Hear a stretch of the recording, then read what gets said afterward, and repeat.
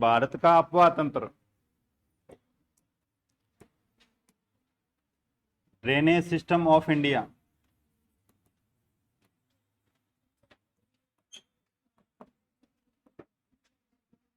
Of India. Bharat का अफवाह तंत्र पढ़ रहे थे। इसमें उद्गम के आधार पे, ओरिजिन के आधार पे इसे दो भागों में डिवाइड किया था। पहला तो हिमालयी ड्रेनेज सिस्टम है, दूसरा पेनिनसुलर ड्रेनेज सिस्टम है। तो इसमें जो हिमालयी ड्रेनेज सिस्टम है,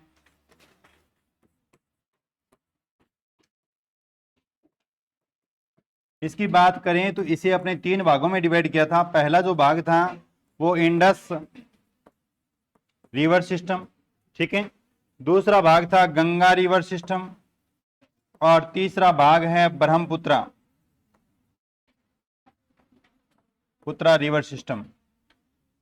अब अपने इस इंडस रिवर सिस्टम को आप अच्छी तरह से पढ़ चुके हो, गंगा रिवर सिस्टम के बारे में भी आप अच्छी तरह से पढ़ चुके हो। आज अपने को चर्चा करनी है ब्रह्मपुत्र नदी तंत्र, ठीक है। ब्रह्मपुत्र रिवर सिस्टम जो है इसके बारे में देखना है। इसी के साथ अपना जो हिमालयी ड्रेनेज सिस्टम है वो कंप्लीट हो जाएगा। करें शुरू।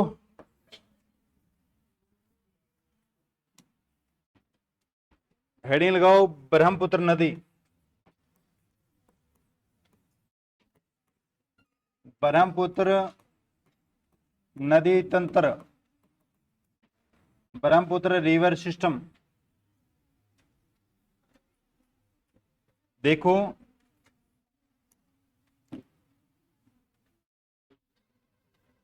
अगर अपने मैप की बात करें तो जी करवा देंगे।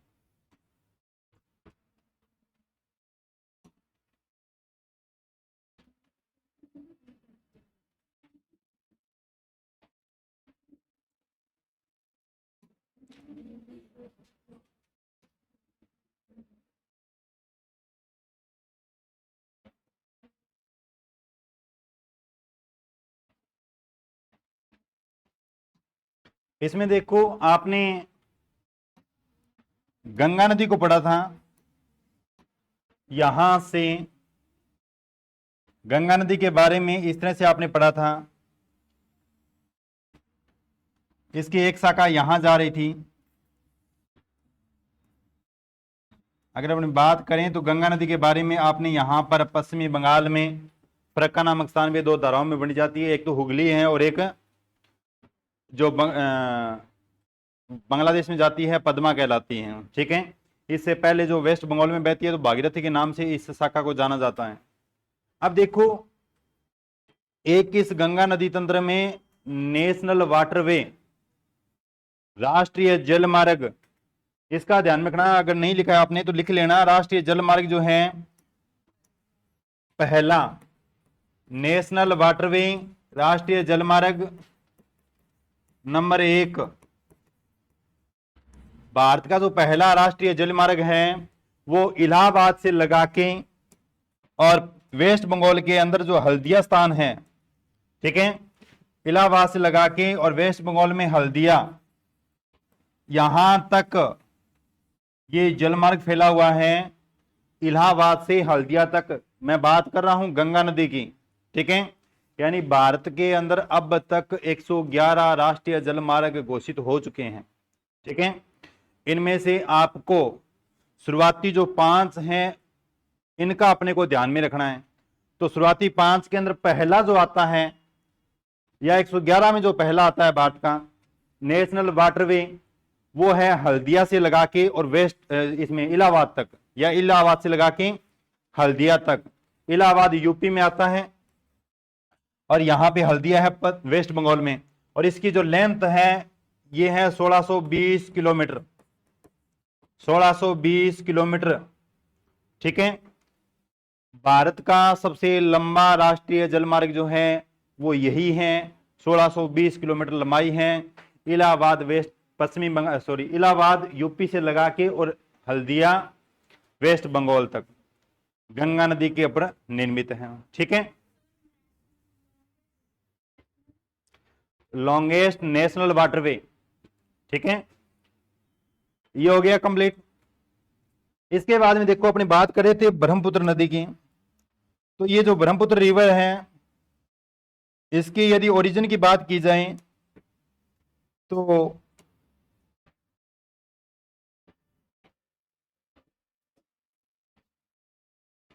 यहां पर है कैलाश पर्वत श्रेणी। कौन सी रेंज है? कैलाश पर्वत श्रेणी। और इसके ऊपर ग्लेशियर आता है, इस ग्लेशियर का नाम है सेमा युंगडुंग ग्लेशियर।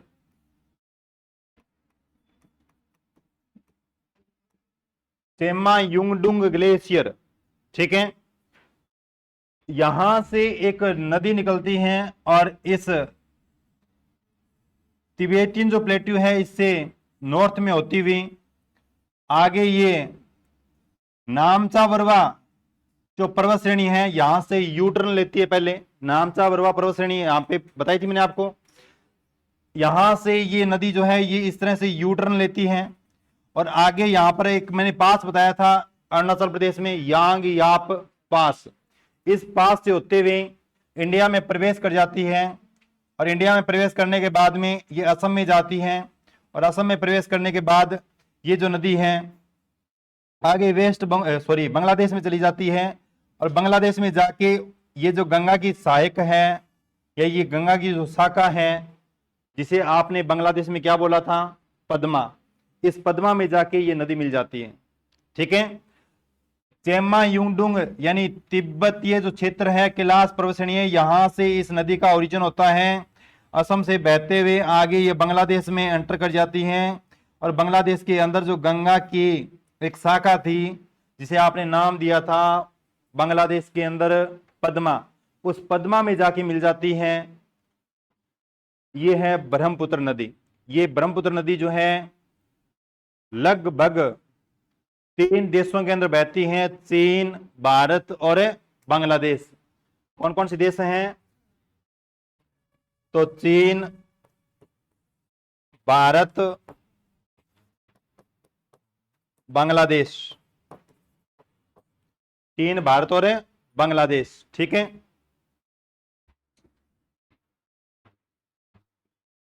अब देखो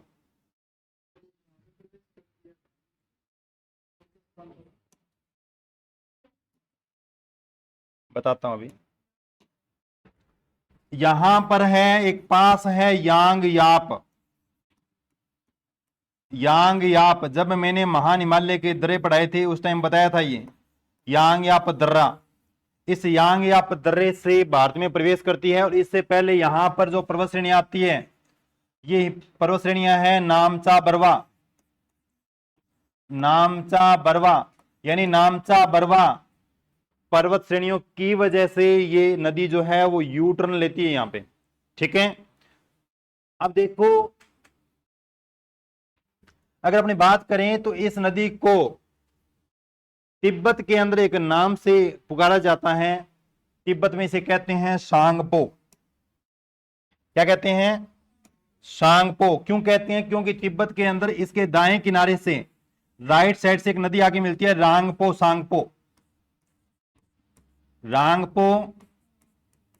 सांगपो। तो यहां से इस नदी का नाम हो जाता है तिब्बत में क्या? सांगपो। क्या नाम हो जाता है? सांगपो। ठीक है, चीन के अंदर आगे जो चीन वाला क्षेत्र है इसमें इस नदी को कहा जाता है यरलुंग जांगपो।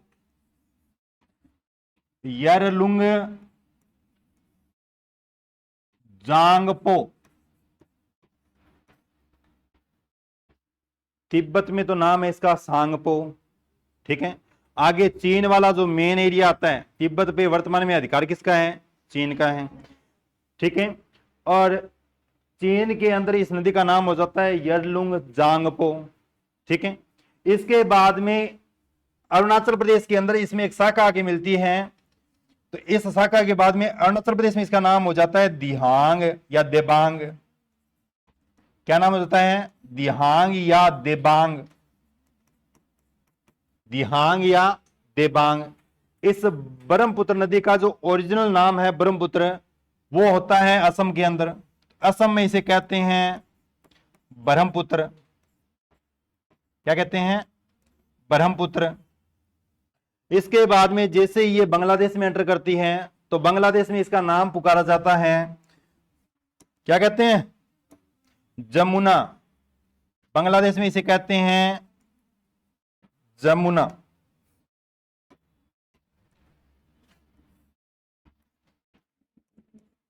जमुना। और जब ये इस गंगा की जो शाखा है पद्मा इसमें मिलती है तो इसके बाद में इस नदी का नाम हो जाता है मेघना। क्या नाम हो जाता है? मेघना। दोबारा बता देता हूं, एक बार सुन लो ध्यान से। तेमायुंडुंग ग्लेशियर से इस नदी का ओरिजिन होता है। यहां से निकलने के बाद में इसमें एक सहायक नदी रांगपो सांगपो यानी तिब्बत में आके इसके राइट साइड से मिलती है। इसके बाद इस नदी का नाम हो जाता है सांगपो। और जैसे ही आगे चीन की जो मेन एरिया है वहां पे ये एंटर करती है तो इसका नाम हो जाता है यडलुंग जांगपो। ठीक है, जांगबो है ये, जांगपो नहीं, जांगबो, यडलुंग जांगबो। ठीक है। इसके बाद में नामचा बरवा पर्वत श्रेणी है अरुणाचल प्रदेश के अंदर, वहां पर ये नदी यू टर्न लेती है। यू टर्न लेने के बाद में यांग्याप पास से अपने इंडिया में एंटर करती है और इंडिया के अंदर सबसे पहले अरुणाचल प्रदेश में एंटर करती है। यहां पर इस नदी का नाम हो जाता है दिहांग या देबांग, क्योंकि यहां पे एक नदी आके मिलती है दिहांग या देबांग। इसके बाद में इस नदी का नाम हो जाता है दिहांग या देबांग। जब ये असम में प्रवेश करती है तो असम में इस नदी का नाम हो जाता है ब्रह्मपुत्र। और आगे जैसे ही बांग्लादेश में जाती है तो बांग्लादेश में इस नदी का नाम हो जाता है जमुना।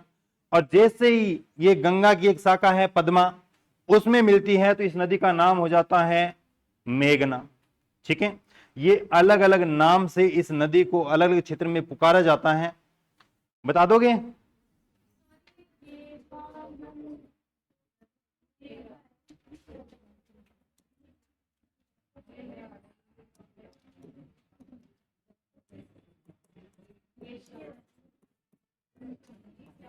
देखो, अगर इस नदी के उद्गम की बात करें, ओरिजिन, ये तो होता है चेमायुंगडुंग ग्लेशियर। ठीक है। अब इस नदी के अन्य नाम की बात करें, अन्य नाम तो तिब्बत में इस नदी को कहा जाता है क्या? सांगपो। ठीक है। चीन में इस नदी को क्या कहते हैं?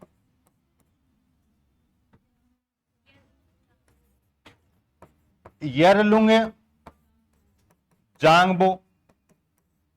ठीक है। इसके बाद में अरुणाचल प्रदेश जो है यहां पर इस नदी को क्या कहते हैं? दिहांग या देबांग। इसके बाद असम में इस नदी को क्या कहते हैं? ब्रह्मपुत्र। इसके बाद बांग्लादेश में इस नदी को क्या कहते हैं? तो बांग्लादेश में जमुना कहते हैं। और जब ये गंगा के अंदर ये जो पद्मा शाखा है पद्मा, इसमें जब ये जमुना मिलती है तो इसके बाद इस नदी का नाम क्या हो जाता है? मेघना। अर्थात जब ये सुंदरवन डेल्टा का निर्माण करती है तो उस टाइम इस नदी का नाम होता है मेघना। ठीक है। गंगा और ब्रह्मपुत्र दोनों नदियां मिलकर इस सुंदरवन डेल्टा का निर्माण करती हैं और इस यहाँ पे सुंदरवन डेल्टा जो है यहाँ पर इस नदी का नाम होता है मेघना। ठीक है। तो ये जो अन्य नाम है ये ध्यान में रखना। तिब्बत में सांगपो है, चीन में यरलुंगजंगपो है, अरुणाचल प्रदेश में दिहांग या दिबांग है, असम में ब्रह्मपुत्र है, बांग्लादेश में जमुना है। ठीक है, उतार लो इसको। यांग या पदर्रे से भारत में प्रवेश करती है नामचा बरवा जो पर्वत श्रेणी है, ये महान हिमालय का भाग है नामचा बरवा।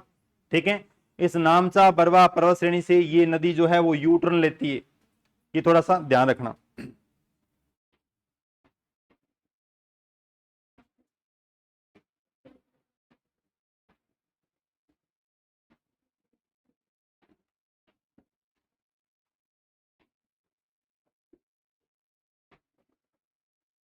उतार लिया किसको, उतार लिया सभी ने?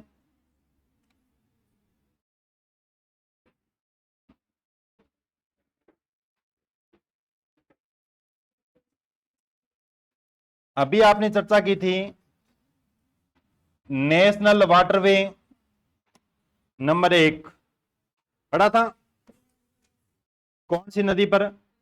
गंगा नदी पर। अभी अपनी चर्चा करेंगे नेशनल वाटरवे नंबर 2। ठीक है, तो ये जो नेशनल वाटरवे नंबर 2 है, ये असम के अंदर एक स्थान आता है सदिया, असम में स्थान आता है सदिया, और सदिया से लगा के और एक स्थान है धुबरी, धुबरी। ठीक है, सदिया से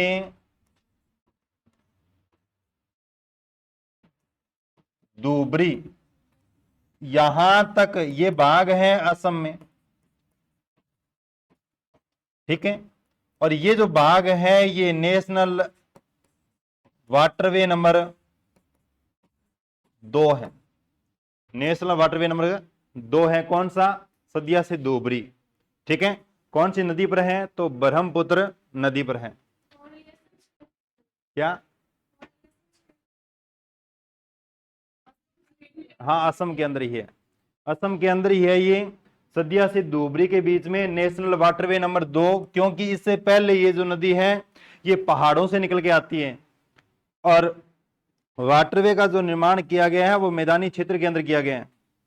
ठीक है, तो यहां पर ये असम में मैदान का निर्माण करती है। मैंने आपको बताया था जब मैदानी प्रदेश पढ़ाया था उस टाइम भी, ब्रह्मपुत्र का मैदान, और ब्रह्मपुत्र का मैदान जो है मुख्यतः असम के मैदान के नाम से जानते हैं। ठीक है, तो असम का जो मैदान है यहीं पे इस नेशनल वाटरवे नंबर 2 का निर्माण किया गया है। कहां से? सदिया से धुबरी के बीच में। ध्यान में रखना, ये क्वेश्चन पीछे नेट का एग्जाम हुआ था जून का। ठीक है, उसमें क्वेश्चन पूछा गया था। इसमें क्वेश्चन ये पूछा जाता है भी नेशनल वाटरवे नंबर 2 कहां से कहां तक है, या नेशनल वाटरवे नंबर 1 कहां से कहां तक है। शुरुआती जो 5 है ना, उनके बारे में अच्छी तरह से ध्यान में रखना भी कहां कहां पे है। ठीक है, टोटल इंडिया में 111 है, इसमें वर्तमान में 13 क्रियाशील हैं, एक्टिव जो हैं, संचालित जो हैं वो 13 ही हैं। ठीक है, तो ये थोड़ा सा ध्यान में रखना। ये बात यहां समझ में आई आपके? कर दोगे? अब मैं आपसे पूछ रहा हूं, एक और बताया था मैंने,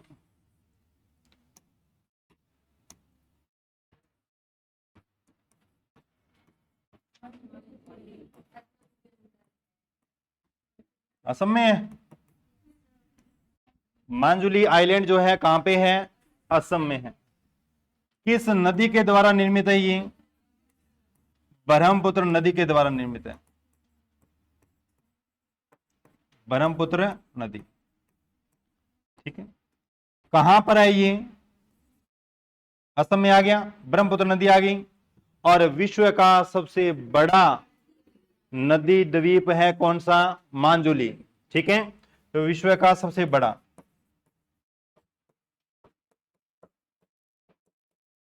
सबसे बड़ा नदी द्वीप, रिवर आइलैंड। ठीक, मांजुली द्वीप असम के अंदर ब्रह्मपुत्र नदी के द्वारा निर्मित है। ठीक है, द्वीप क्या होता है? चारों तरफ है, तो महाद्वीप और द्वीप में क्या अंतर है? तो प्रायद्वीप क्या होता है?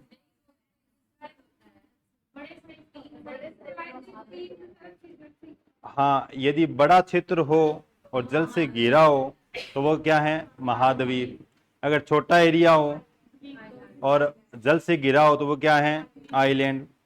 और जो 3 ओर से जल से घिरा हो, हाँ, प्रायद्वीप। जैसे कि इंडिया का जो भाग आता है, दक्षिणी इंडिया जो है अपने, वो प्रायद्वीप के रूप में पढ़ा जाता है। यानी एक तरफ उसमें अरेबियन सी है, और अरेबियन सी में क्या है, लक्षद्वीप। दूसरी तरफ बे ऑफ बंगाल है, वहां पे क्या है, अंडमान निकोबार। और साउथ में क्या है, इंडियन ओशन, हिंद महासागर। ठीक है, तो ये थोड़ा सा ध्यान रखना। ये हो गया कंप्लीट, उतार ली इसको। ठीक, बहुत बढ़िया बात। इस नदी की कुल लंबाई लिखना, कुल लंबाई 2900 किलोमीटर है। इस नदी की कुल लंबाई है 2900 किलोमीटर। ठीक है, अब हेडिंग लगाओ, सहायक नदियां। सहायक नदियां,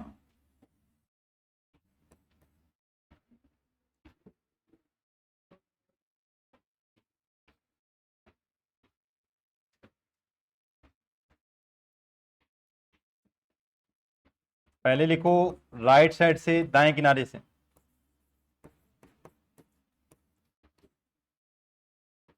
राइट बैंक ट्रिब्यूटरी रिवर। ठीक है,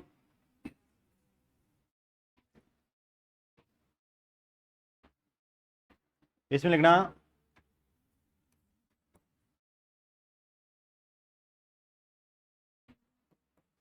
मानस, संकोश, सुबनसिरी,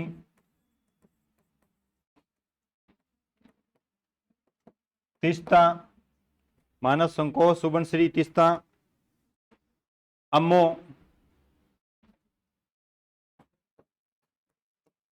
कामेंग।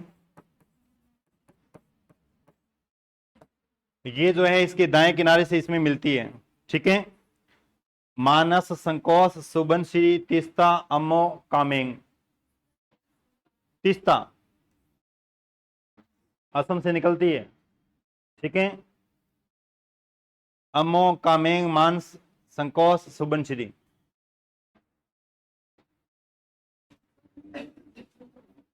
क्या, सुबनसिरी, सुबनसिरी, कामेंग,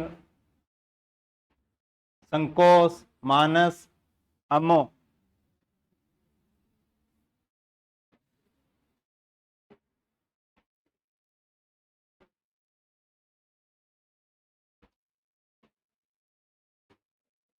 अब लिखो बाएं किनारे से,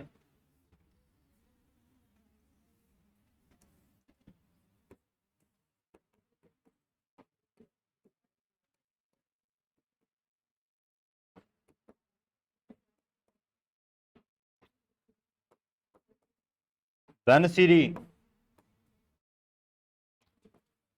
दिबांग, लोहित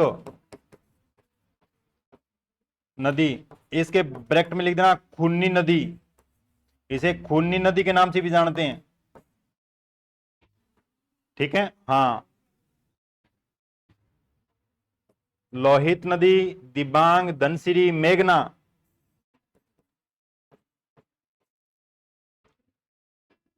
बराक, ये नदियां रहती है इसके बाएं किनारे से। एक और लिखना चाहो तो लिखना कोपिली, कोपिली। कहीं कहीं पे लिखा होता है कपिली,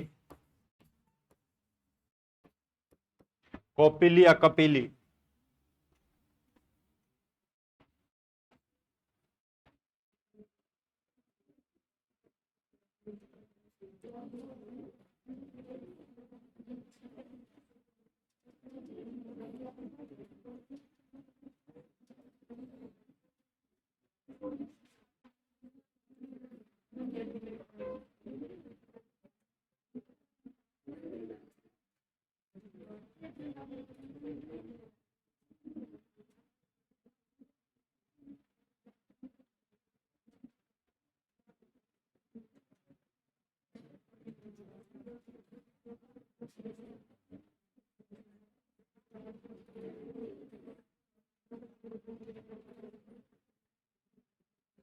उतार लिए क्या?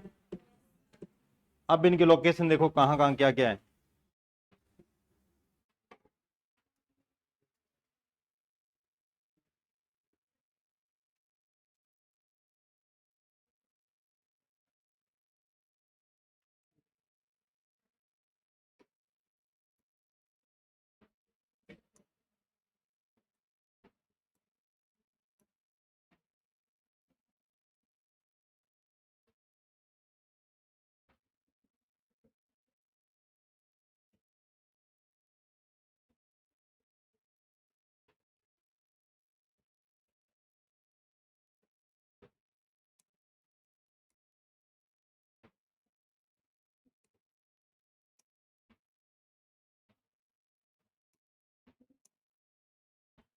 अभी आपने ब्रह्मपुत्र नदी के बारे में देखा, यहां से इस तरफ से निकल के आती है और इस तरह से बहती हुई यहाँ पे यू टर्न लेके,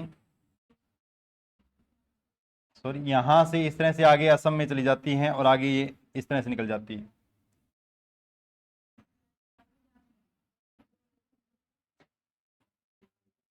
ठीक है।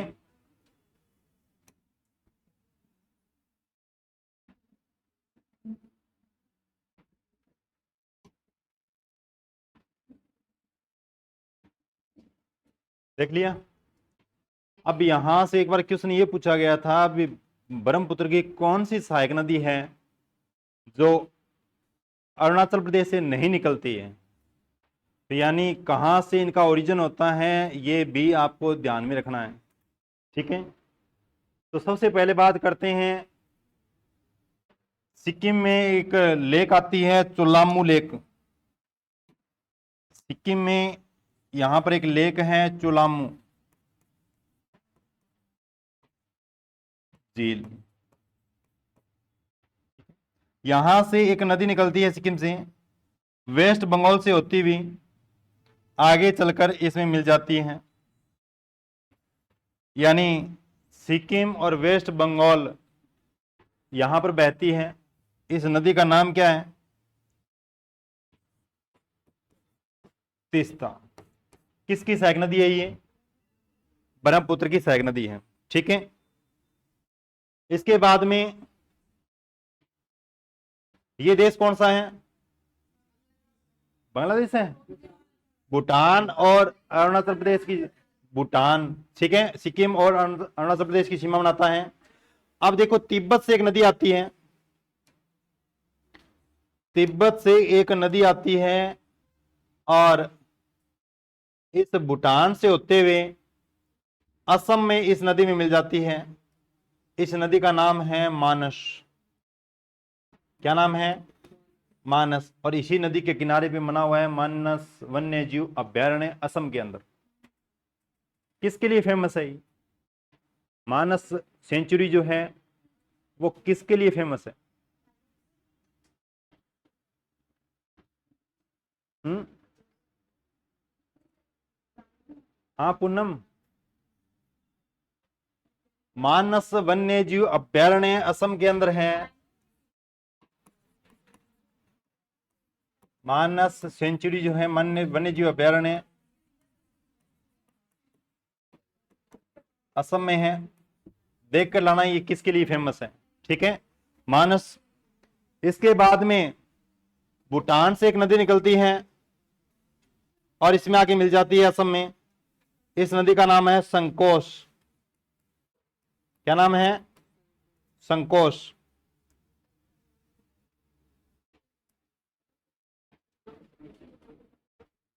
संकोश।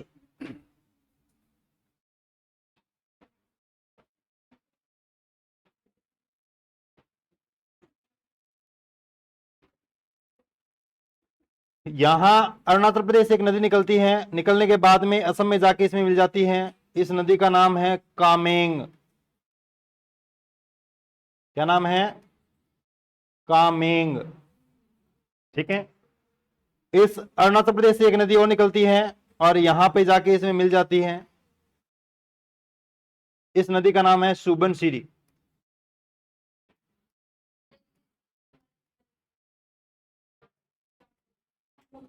दोबारा बता रहा हूं, ये सारी नदियां सबसे पहले तीस्ता, जो कि सिक्किम से निकलती है, चोलामू झील से निकलती है। चोलामू लेक है यहाँ पे। यहां से निकलने के बाद में ये जलपाईगुड़ी नामक स्थान है वेस्ट बंगाल में, वहां से होती हुई आगे बांग्लादेश में चली जाती है और बांग्लादेश में जाकर इस ब्रह्मपुत्र नदी में मिल जाती है। इसके बाद में है मानस। ये नदी मानस जो है ये कहां से निकल के आती है? तिब्बत से निकल के आती है। तिब्बत, भूटान और आगे चलकर असम के अंदर ये ब्रह्मपुत्र नदी में मिल जाती है। इसके बाद में है संकोश। ये संकोश नदी जो है ये भूटान से निकलती है। भूटान से इसका ओरिजिन होता है। भूटान से ओरिजिन होने के बाद में असम में बहती है। असम के अंदर इस ब्रह्मपुत्र नदी में मिल जाती है। इसके बाद में है कामेंग। कामेंग जो नदी है ये अरुणाचल प्रदेश से निकलती है और इसके बाद में ये असम के अंदर इस नदी में मिल जाती है। और इसके बाद में है सुबनसिरी। ठीक है, सुबनसिरी। क्या हो गया सेल्जा?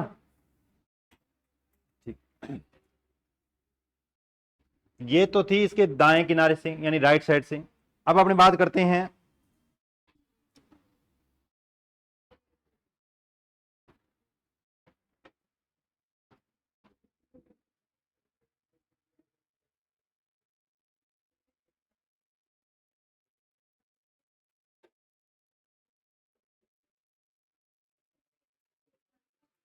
क्या? हाँ, असम के अंदर।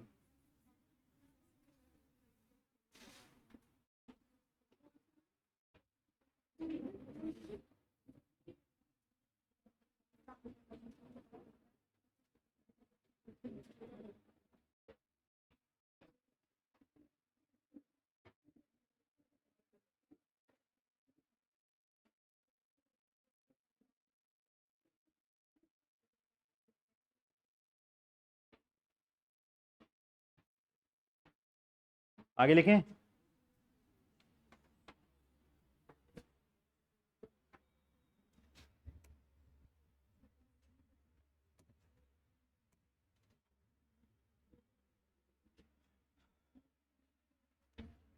अरुणाचल प्रदेश से एक नदी का उद्गम होता है और अरुणाचल प्रदेश के अंदर इसमें मिल जाती है। इस नदी का नाम है दिबांग या देबांग कहते हैं, दिबांग या देबांग। ठीक है, इसके बाद में यहां चीन से एक नदी निकल के आती है और इस तरह से बहती हुई अरुणाचल प्रदेश के अंदर इसमें मिल जाती है। इस नदी का नाम है लोहित। लोहित। इस नदी को खूनी नदी भी कहते हैं, लोहित नदी को।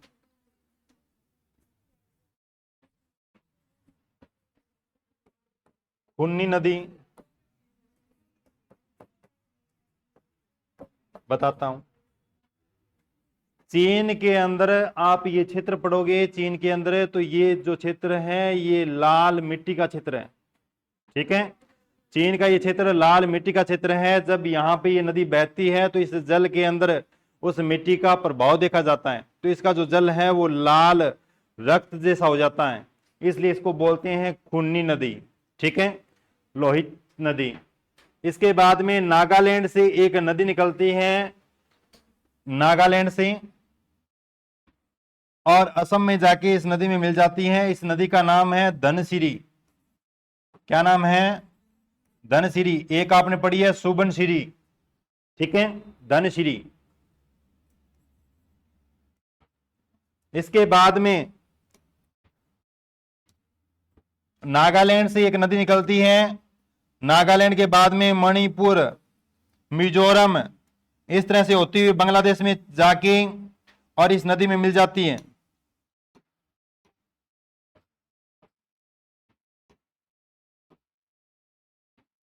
इस नदी का नाम है बराक नदी। बराक नदी। क्या? नहीं, नागालैंड, मणिपुर, मिजोरम से होते हुए आगे बांग्लादेश में चली जाती है और बांग्लादेश के अंदर जाकर इसमें मिल जाती है। यहीं पे एक शाखा और आके मिलती है, मेघना। इस मेघना नदी के मिलने के बाद में इस नदी का नाम होता है मेघना। ठीक है, और मेघना जो है वो भी इसी तरह से बहती है मणिपुर मिजोरम से होते हुए। ठीक है, तो ये मेघना का थोड़ा ध्यान रखना भी, यहाँ पे आके एक शाखा और मिलती है मेघना, और इस मेघना के बाद में इस नदी का नाम होता है मेघना, और इसके बाद में ये सुंदरवन डेल्टा का निर्माण करती है। ठीक है, और सुंदरवन डेल्टा जो है वो किसके लिए फेमस है? मैग्रोव वन, सुंदरी वृक्षों की अधिकता देखी जाती है यहाँ पे। ठीक है, विश्व का सबसे बड़ा नदी डेल्टा जो है वो यही है। बात समझ में आई क्या? अब एक और लिख लेना भी, ये जो दिबांग या देहांग, दिबांग या देहांग इसमें आके मिलती है, तो यहां पर इस नदी के द्वारा एक गहरे गोर्ज का निर्माण किया जाता है जिसे कहा जाता है देबांग या दिहांग गोर्ज। ठीक है, देबांग या दिहांग गोर्ज, दिहांग गोर्ज, गोर्ज तो जानते हो। इस दिहांग गोर्ज का निर्माण करती हैं कहां पर? अरुणाचल प्रदेश में। किस नदी के द्वारा? तो ब्रह्मपुत्र नदी के द्वारा। ठीक है, ये सारी कहानी है इस नदी को लेकर।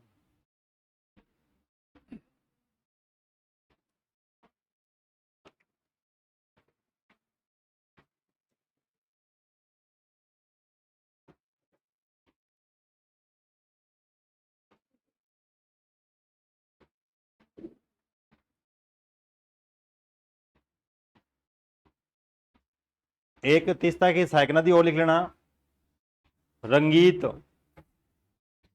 तीस्ता की एक सहायक नदी है रंगीत, जो कि सिक्किम से ही निकलती है और सिक्किम के अंदर ही इस तीस्ता नदी में मिल जाती है। नदी का नाम क्या है? रंगीत। ये तीस्ता की सहायक नदी है।